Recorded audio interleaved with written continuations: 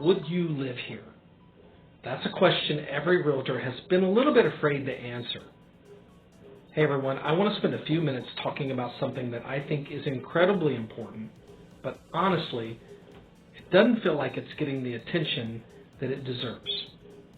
You see, last month, the HUD Secretary, Craig Traynor, released an open letter to real estate professionals regarding schools and crime and neighborhoods and fair housing.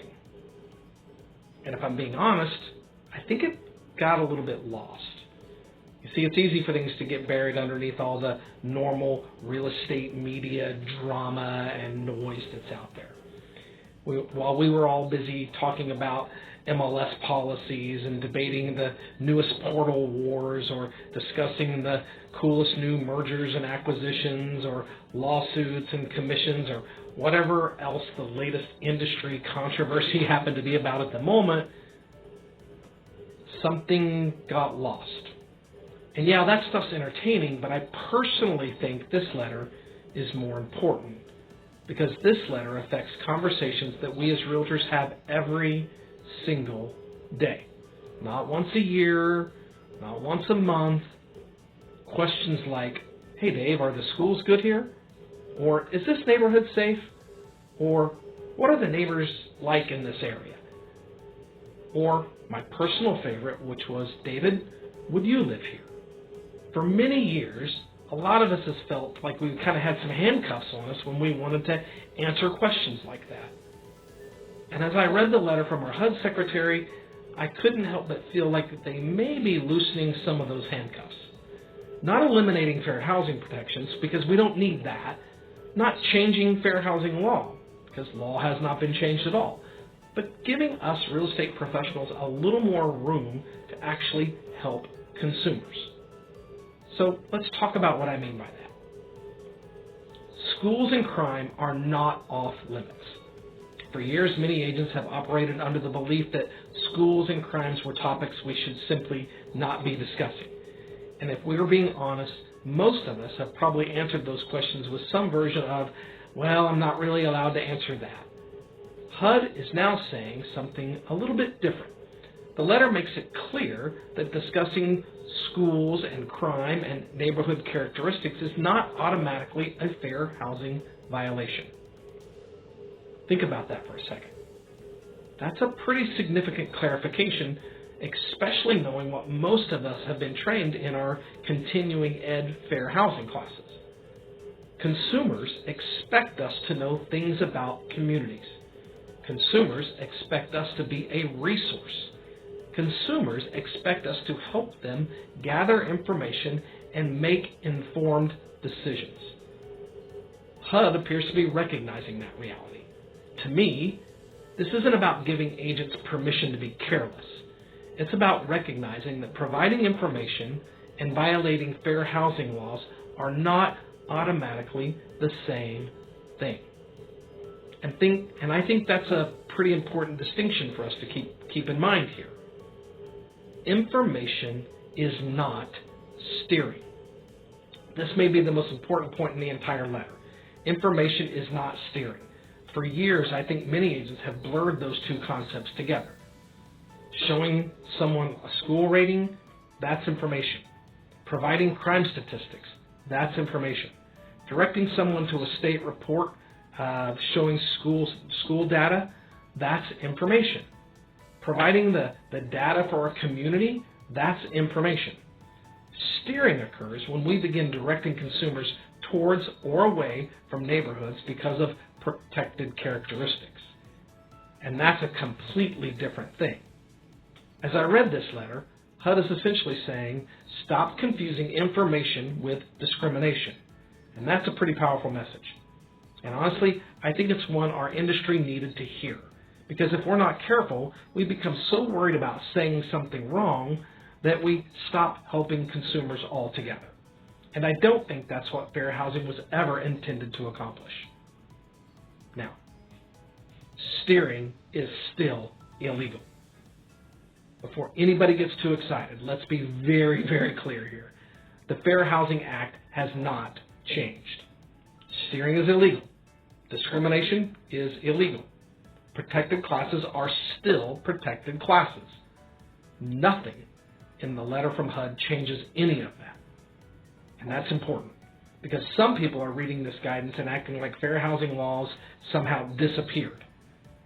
What HUD is saying is providing objective information is not automatically steering. And that's very different than saying steering is okay, because it's not. Discriminating against human beings is wrong, and it will never be okay to discriminate. So while I think this letter gives us more freedom to answer questions and help consumers, it does not remove our responsibility to comply with fair housing laws. Those responsibilities remain exactly the same. Here's some clarification for you. It's okay to talk about the place, not the people.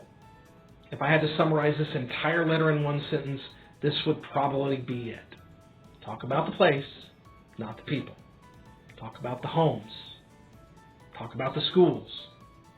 Talk about the amenities and the parks, the restaurants even. Maybe even the commute, if that's the kind of thing people that live there want to know. Crime stats, those are okay.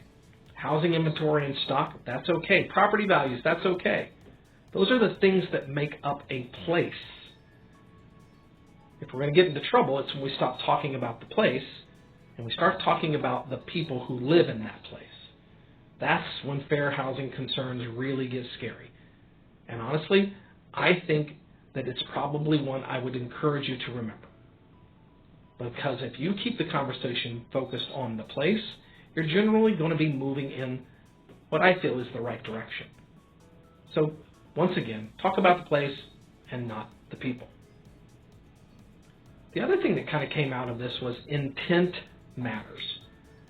Let's finish where we started. David, would you live here?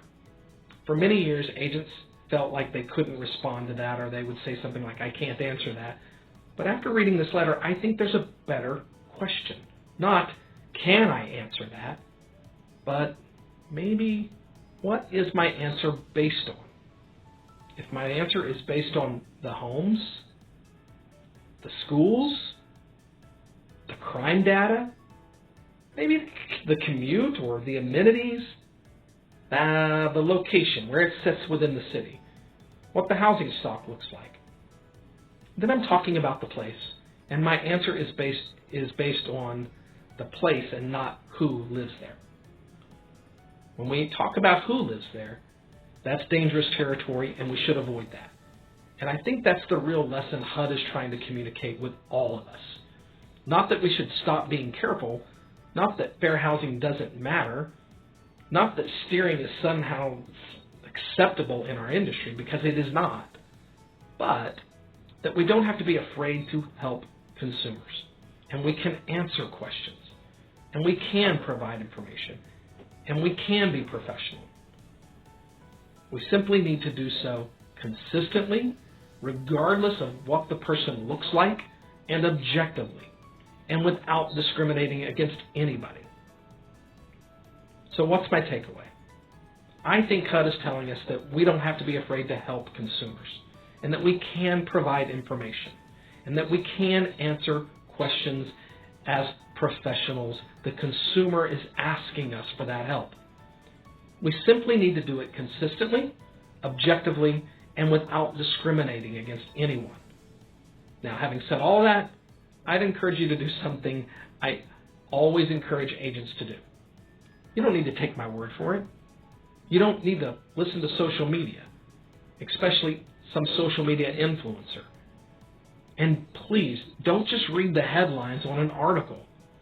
Read the letter. Go online and search for the letter. Or if you'd like, drop your email address in the comments below or whatever, and I'll respond back to you and send you the letter. Read it. Highlight it. Take notes. Because at the end of the day, this is one of the most important conversations happening in our industry right now, and most professionals are not paying attention to it. It may not be getting the attention that the MLS lawsuits and the portals and the mergers and the industry drama are getting, but this impacts real estate conversations with real buyers every day. And I think that's what matters. So thanks for watching, and be greater than average. And if you want to have a conversation about this, please reach out to me.